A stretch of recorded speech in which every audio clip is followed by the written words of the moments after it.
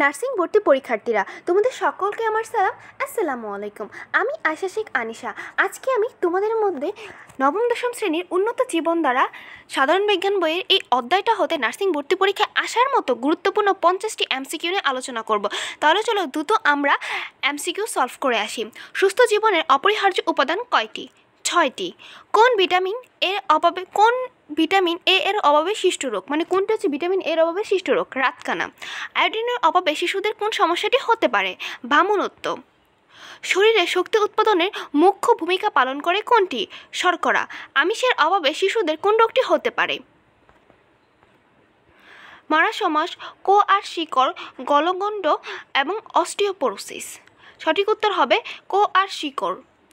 কোন ভিটামিন রোগ প্রতিরোধে সাহায্য করে? Vitamin A, vitamin B, vitamin C, vitamin D. রোগ প্রতিরোধে সহায়তা করে এমন ভিটামিন হচ্ছে ভিটামিন সি। শিশুদের জন্য অত্যাবশ্যকীয় ফ্যাটি অ্যাসিড কোনটি? Oleic acid, stearic acid, linoleic acid, palmitic acid. সঠিক উত্তর হবে লিনোলিক অ্যাসিড। একজন সুস্থ মানুষের দৈনিক কত গ্লাস পানি পান করা উচিত? 2 থেকে 3 গ্লাস, 4 থেকে 5 গ্লাস, 6 থেকে 7 গ্লাস, 8 থেকে 10 গ্লাস। সঠিক উত্তর হবে 8 থেকে 10 গ্লাস। নিয়মিত ব্যায়ামের ফলে শরীরে কোন উপকারটি হয়? নিয়মিত ব্যায়ামের ফলে শরীরে কি রক্তচাপ বৃদ্ধি পায়? কখনই না। হাড় দুর্বল হয়, ওজন বৃদ্ধি পায় এবং হৃদরোগের ঝুঁকি কমে। সঠিক উত্তর হবে হৃদরোগের ঝুঁকি কমে। একজন শিক্ষার্থী দৈনিক কত ঘন্টা ঘুমানো প্রয়োজন? 5 থেকে 6 ঘন্টা, 6 থেকে 7 ঘন্টা, 8 থেকে 10 ঘন্টা, 10 থেকে 12 ঘন্টা। সঠিক উত্তর হবে 8 থেকে 10 ঘন্টা। কোনটি দুশ্চিন্তা কমানোর উপায়? দুশ্চিন্তা কমানোর উপায় হলো বন্ধু বা পরিবারের সাথে কথা বলা। মাদকদ্রব্য সেবনের প্রধান কারণগুলোর মধ্যে কোনটি অন্যতম? কৌতূহল হচ্ছে অন্যতম। মাদকাসক্তির ফলে শরীরের কোন ক্ষতিটি হতে পারে? মাদকাসক্তির ফলে শরীরে লিভারের সমস্যা হতে পারে। তারপর পরিবেশ দূষণের প্রধান কারণ কোনটি? পরিবেশ দূষণের প্রধান কারণ হচ্ছে কলকারখানার বর্জ্য। বায়ু দূষণের প্রধান উৎস কোনটি? যানবাহনের ধোঁয়া। স্বাস্থ্যবিধির কিসের নিয়মকানুন? স্বাস্থ্য রক্ষার। ব্যক্তিগত স্বাস্থ্যবিধির রক্ষায় গুরুত্বপূর্ণ অভ্যাস কোনটি? নিয়মিত দাঁত ব্রাশ করা। কোনটি নিরাপদ খাদ্যের বৈশিষ্ট্য? বিষাক্ত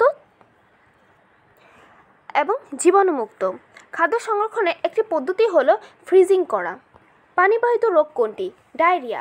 মশাবাহিত রোগ কোনটি? ডেঙ্গু। পরিষ্কার পরিচ্ছন্নতার অভাবে কোন রোগটি হতে পারে? চর্মরোগটি হতে পারে। রোগ প্রতিরোধ ক্ষমতার প্রধান কাজ কী? জীবাণুকে ধ্বংস করা। টিকা দেওয়ার প্রধান উদ্দেশ্য কী? রোগ প্রতিরোধ ক্ষমতা তৈরি করা।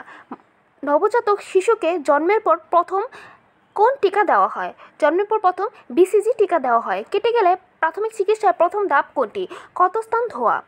সাপে কামড়ালে প্রাথমিক চিকিৎসার মূল লক্ষ্য কী?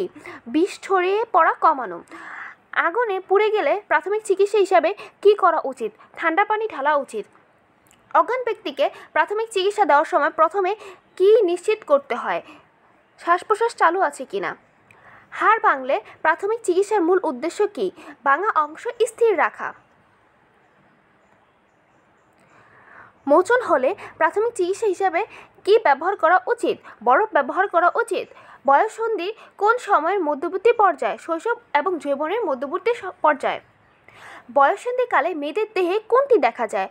মাসিক শুরু হওয়া। বয়ঃসন্ধিকালে ছেলেদের দেহে কোনটি দেখা যায়? গোঁফ দাড়ি গজানো। প্রজনন স্বাস্থ্য কিসের সাথে সম্পর্কিত? প্রজনন প্রক্রিয়ার সাথে সম্পর্কিত। কৈশোরকালীন মাতৃত্বের প্রধান ঝুঁকি কোনটি? মা ও শিশুর স্বাস্থ্য ঝুঁকি। নিরাপদ মাতৃত্বের জন্য কোনটি প্রয়োজন? গর্ভকালীন নিয়মিত স্বাস্থ্য পরীক্ষা। পরিবার পরিকল্পনার প্রধান উদ্দেশ্য কী?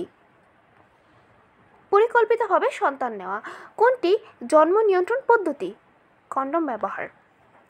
এইচআইভি কিসের ভাইরাস? রোগ প্রতিরোধ ক্ষমতা দুর্বলকারী ভাইরাস। এডিস কিসের শেষ পর্যায়? এডিস হচ্ছে এইচআইভি সংক্রমণের শেষ পর্যায়ে। কোনটি সুষম খাদ্যের উপাদান নয়? অক্সিজেন সুষম খাদ্যের উপাদান নয়। কোনটির অভাবে গলমণ্ড রোগ হয়? আয়োডিনের অভাবে গলমণ্ড রোগ হয়। কোনটি বিশ্রামের উপকারিতা নয়? অলসতা বৃদ্ধি বিশ্রামের উপকারিতা নয়। কোনটি পানি দূষণের কারণ নয়? বৃক্ষরোপণ পানি দূষণের কারণ নয়। কোনটি বায়ু দূষণের কারণ? কলকারখানার ধোঁয়া বায়ু দূষণের কারণ। কোনটি ব্যক্তিগত স্বাস্থ্যবিধির অংশ? নিয়মিত হাত ধোয়া ব্যক্তিগত স্বাস্থ্যবিধির অংশ। কোনটি মশাবাহিত রোগ? ডেঙ্গু হচ্ছে মশাবাহিত রোগ।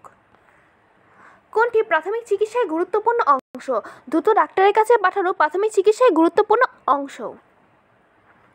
বয়ঃসন্ধিকালে কোনটি একটি স্বাভাবিক পরিবর্তন? শারীরিক ও মানসিক পরিবর্তন হচ্ছে বয়ঃসন্ধিকালের একটি স্বাভাবিক পরিবর্তন। আশা করি এই এমসিকিউ প্রশ্ন এবং উত্তরগুলো নার্সিং ভর্তি পরীক্ষা অংশগ্রহণকারী শিক্ষার্থীদের জন্য তাদের যে পড়াশোনার প্রস্তুতি সেখানে গুরুত্বপূর্ণ ভূমিকা পালন করবে। সকল শিক্ষার্থীর জন্য শুভকামনা রইল। আর আমার উচ্চারণে কোথাও ভুল হলে সেগুলো ক্ষমার দৃষ্টিতে দেখবে।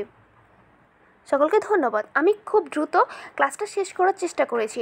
আশা করি এই ক্লাসে তোমরা অনেক গুরুত্বপূর্ণ পড়াগুলো খুবই অল্প সময় পেয়ে গেছো। সকলকে আবারও শুভকামনা জানিয়ে আমাদের আজকের মতো ক্লাসটা শেষ করছি। আল্লাহ হাফেজ।